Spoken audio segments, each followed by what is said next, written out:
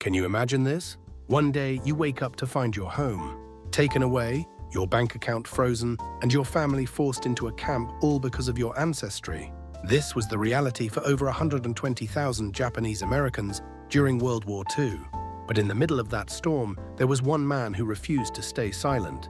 A man who fought racism not with weapons, but with courage and conviction. His name was Seiichi Takahata.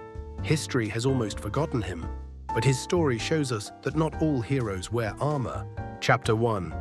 From Japan to America. Seiichi Takahata was born in 1893 in Hiroshima, Japan.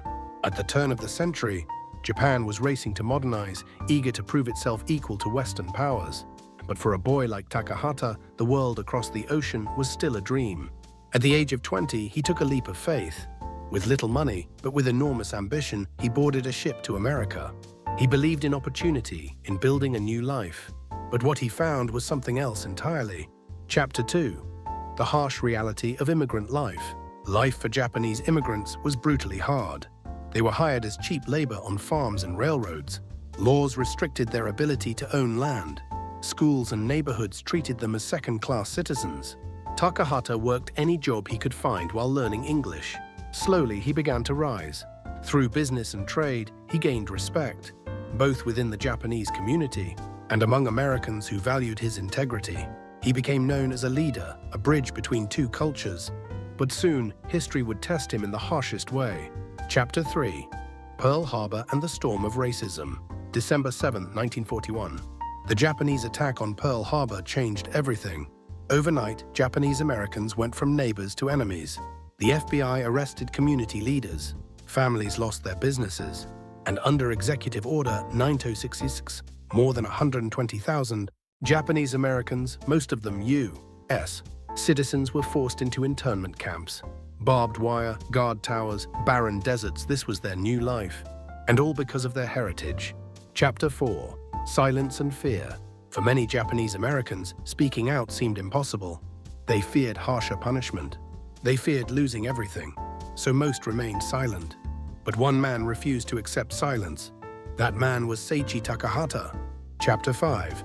A safe man who chose risk. By the early 1940s, Takahata was a successful businessman living in New York. He was not sent to the camps. He could have stayed safe, invisible. But he chose a different path. America stands for freedom and equality, he argued. To persecute loyal citizens just because of race is a betrayal of that very ideal. This was a dangerous stance. But Takahata's samurai spirit would not let him stay quiet. Chapter 6. The Samurai Without Armor. Takahata began writing articles for newspapers and magazines. He gave speeches, met with politicians, and argued for justice. He reminded America of its own constitution. He reminded them that Japanese Americans were citizens, not enemies. He stood alone, a man without armor, yet unshaken. As one contemporary later recalled, he fought with words, not with weapons. Not all heroes wear armor. Chapter 7. Aid for the camps. But he didn't just speak. He acted.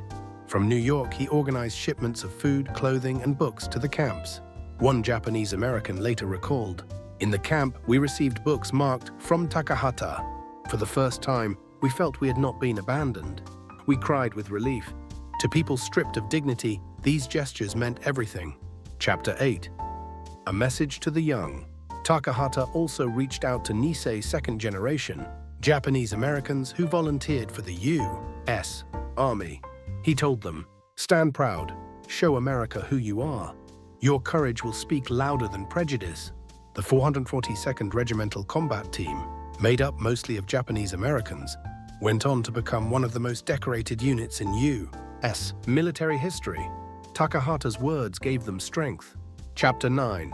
Rebuilding after the war. When the war ended, the scars of racism remained. The word Jap was still common. Prejudice lingered. But Takahata kept working. He rebuilt businesses, promoted U.S. Japan trade, and fostered cultural exchange. At a time when Japan was devastated by defeat, Takahata helped remind both nations of their shared humanity. Chapter 10. The Legacy of a Forgotten Samurai.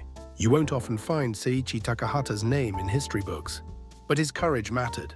He proved that true samurai spirit is not about swords or battles. It is about honor, dignity, and standing up for what is right. His life whispers across time. Not all heroes wear armor.